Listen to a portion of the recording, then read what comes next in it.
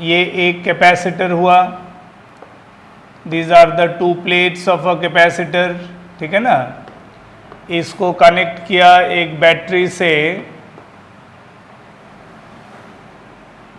इसका potential difference V है। So due to applied voltage इसमें चार्ज फ्लो करके इसमें प्लस Q चार्ज आया, इसमें माइनस Q। मान लो इसमें प्लस Q चार्ज स्टोर हुआ, इसमें minus Q। And if the capacitance of the capacitor, capacitance of capacitor is taken C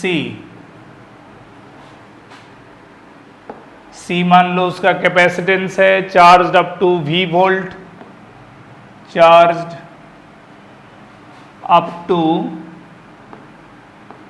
V volt है ना, जो अप्लाइड वोल्टेज है बैटरी का उतना ही पोटेंशियल तक चार्ज हो सकता है ना। तो therefore charge stored Q कितना होता है, CV, ये हम जानते हैं, है कि नहीं। इसमें तो कोई डाउट नहीं है किसी को कि एक कैपेसिटर का कैपेसिटेंस C है, उसको V वोल्ट तक चार्ज करते हैं तो उसमें जो चार्ज स्टोरेज बनता है that is equal to Q equal to CV, right.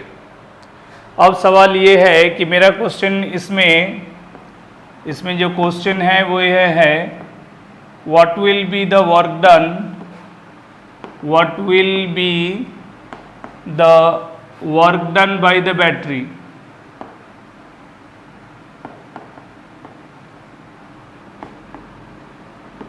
ये बैटरी का वर्क डन कितना होगा, बोलो।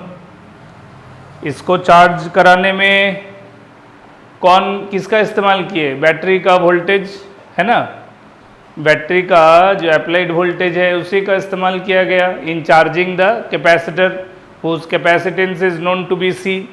अब सवाल है कि अगर कैपेसिटर का कैपेसिटेंस C है जो कि हम जानते हैं, then what will be the, है ना, what will be the work done by the battery in charging this capacitor up to V volt. कारण बैटरी को का अप्लाइड वोल्टेज V वोल्ट है तो कैपेसिटर को हम V वोल्ट तक ही चार्ज कर सकते हैं।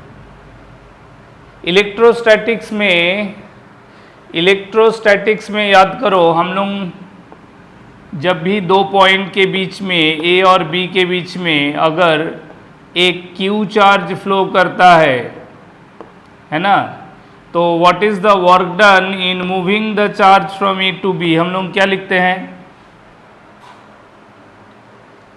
what is the work done we consider whenever charge flows from one point to another point having a specific distance of separation, what do we write down the electrical work done।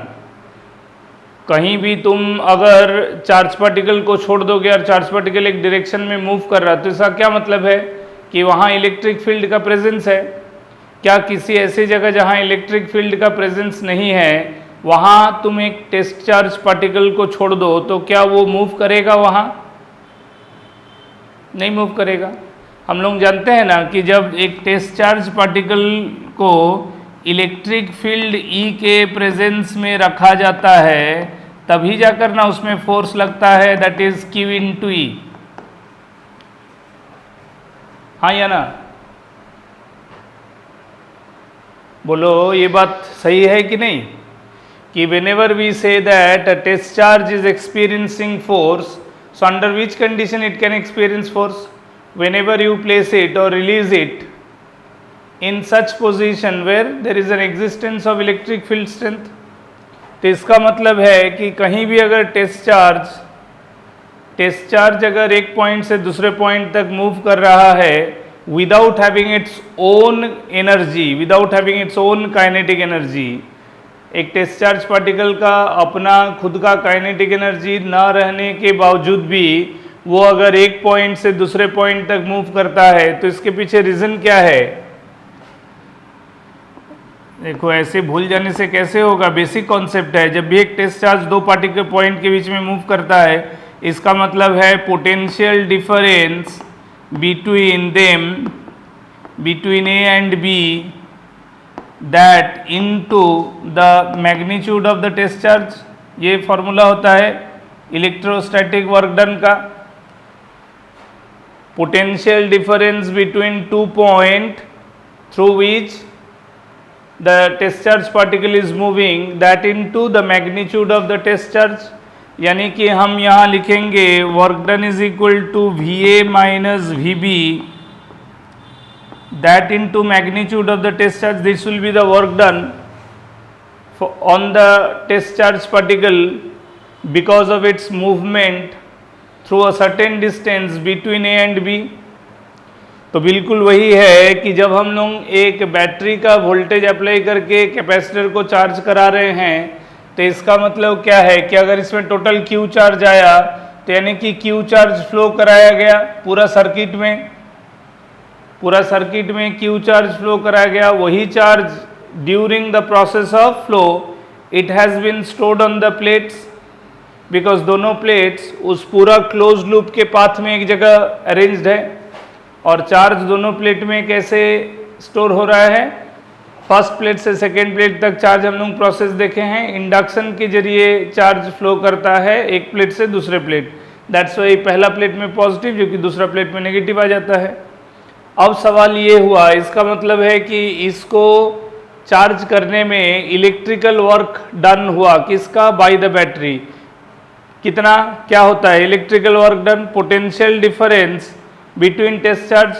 तो charge particle move किया starting from positive terminal completing the cycle loop, it is coming back to the negative terminal. यानी कि answer के तौर पे मैं लिख सकता हूँ work done by the battery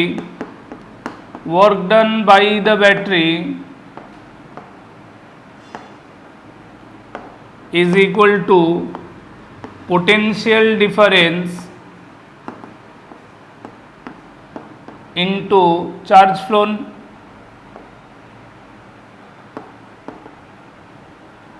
तो कितना चार्ज फ्लो किया Q, कितना पोटेंशियल डिफरेंस है जो कि टर्मिनल वोल्टेज डिफरेंस है बिटवीन द टू टर्मिनल्स, यानी V into Q charge flow किया through V voltage, potential difference between the terminals of the battery.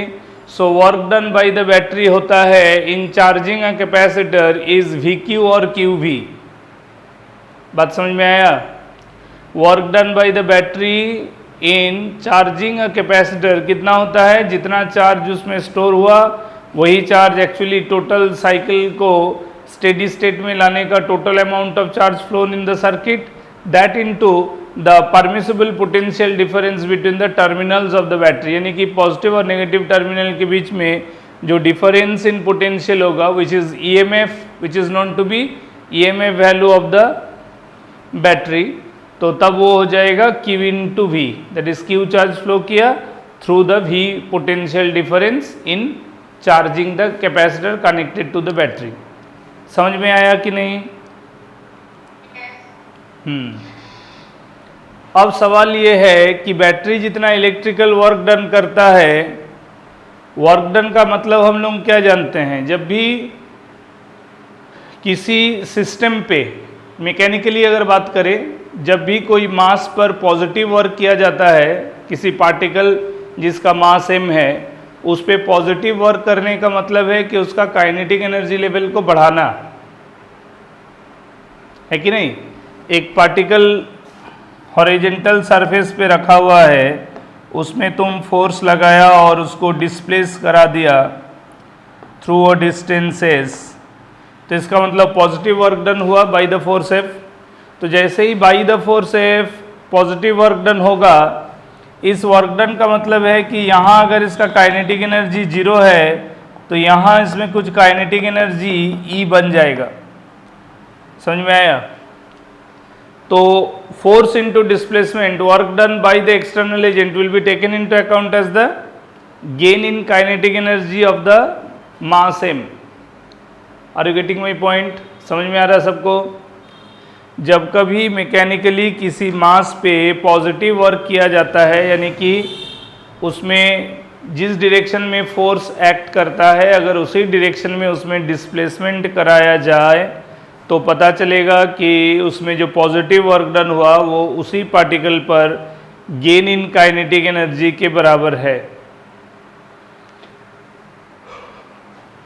समझ में आया बात? अब मेरा सवाल ये है कि क्या यहाँ बैटरी जितना वर्क डन करेगा वो वर्क डन क्या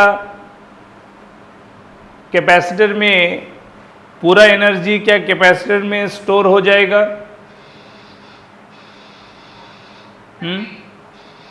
होगा? नहीं होगा। कितना होता है एनर्जी स्टोर्ड इन कैपेसिटर?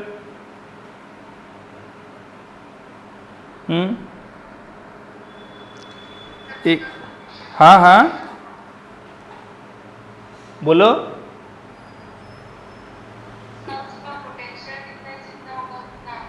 हाँ, पोटेंशियल डिफरेंस तो कैपेसिटर का भी V बनेगा ना, वही तो मैं शुरू में ही लिखा और हम लोग तो वही पढ़े हैं कि कैपेसिटर में कितना चार्ज स्टोर किया जा सकता है, उतना चार्ज जितना से कैपेसिटर के अक्रॉस भी उतना ही वोल्टेज बन जाए जितना बैटरी का है। जिसके द्वारा चार्ज किया जा रहा है उसका जो वोल्टेज होगा, जो पोटेंशियल डिफरेंस होगा, वही पोटेंशियल डिफरेंस जब तक कैपेसिटर के प्लेट के अक्रॉस डेवलप नहीं हो जाता है तब तक चार्ज का फ्लो रहेगा और लगातार charge store on capacitor plate increase होता रहेगा। जिस वक्त टर्मिनल के अक्रॉस का अप्लाइड वोल्टेज बराबर हो जाएगा कैपेसिटर प्लेट्स के अक्रॉस, वो कहा जाता है steady state circuit, and that time the flow of charge stops and that state is called steady state circuit where the energy value found on capacitor will be the maximum energy received by it. तो सवाल है कि जितना work done, electrical work done करेगा कौन? Battery, वो कितना है? Q into V। तो सवाल है कि क्या कैपेसिटर भी उतना ही एनर्जी, उतना ही वैल्यू का एनर्जी स्टोर कर लेगा अपने आप में? अगर वैसा होता है तो इसका मतलब जितना वर्क डन बैटरी का होगा उतना ही अगर एनर्जी कैपेसिटर अपने में स्टोर कर ले तो इसका मतलब हुआ कि total energy lost by the battery will be gained by the capacitor, तब तो एनर्जी कंजर्व हो जाएगा।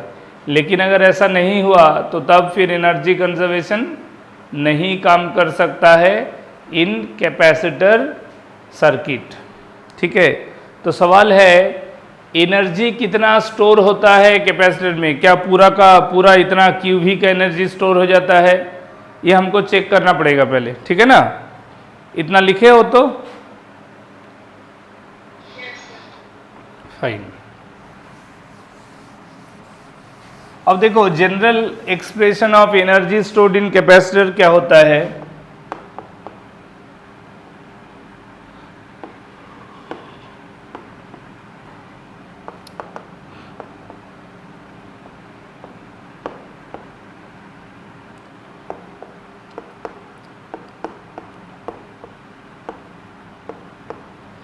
एनर्जी स्टोर्ड इन कैपेसिटर को लिखा जाता है half CV square, half into capacitance into square of the potential difference up to which it is charge. ठीक है, अब इसको कैसे समझ पाएंगे कि ये हाफ CV स्क्वायर ये QV के बराबर है या उससे ज़्यादा है, कम है, कितना है ना?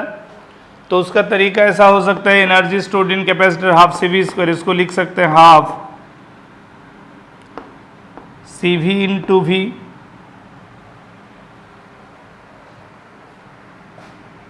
और एकदम शुरू में हम लिखा था कि C into V is the value of Q।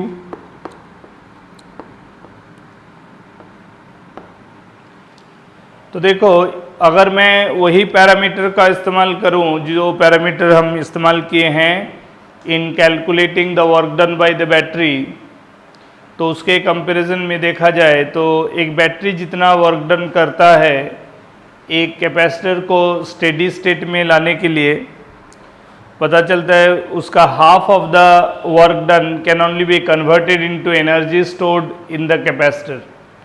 Capacitor में जो एनर्जी स्टोर होता है, ठीक है, वो है हाफ QV, जो कि supplied energy by the battery, battery द्वारा सप्लाइड एनर्जी जो है उसका हाफ होगा।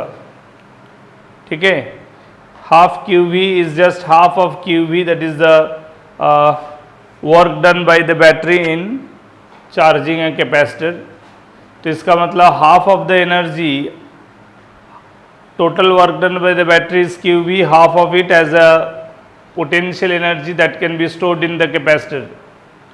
तो half QV रह गया। इसका मतलब है हमेशा 50% of the energy used, 50% of the energy lost bye the battery in terms of supplying charge, ठीक है, उसका जितना एनर्जी लॉस होगा बाय द बैटरी उसका हाफ ही जो है एनर्जी स्टोर हो पाएगा इन द कैपेसिटर। समझ में आया बात? तो अब सवाल है कि बाकी हाफ कहाँ जाएगा?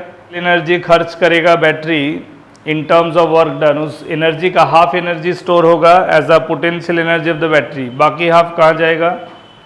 वो कहते हैं कि वो लॉस हो जाएगा, ठीक है। लॉस होगा तो क्या होगा? उसी लॉस ऑफ एनर्जी की वजह से हीट एनर्जी डेवलप होगा, राइट। एनर्जी सप्लाइड कितना होता है? Q into V, उसका हाफ यूटिलाइज होता है, हाफ क्या अनयूज्ड रह जाता है और वही हीट जनरेट कर देता है। इसीलिए सवाल पूछा जाता है वेरियस क्वेश्चन में जहाँ लैंग्वेज होता है फाइंड द हीट जनरेटेड, तो दोनों का जो डिफरेंस है वही हो जाएगा हीट जनरेटेड।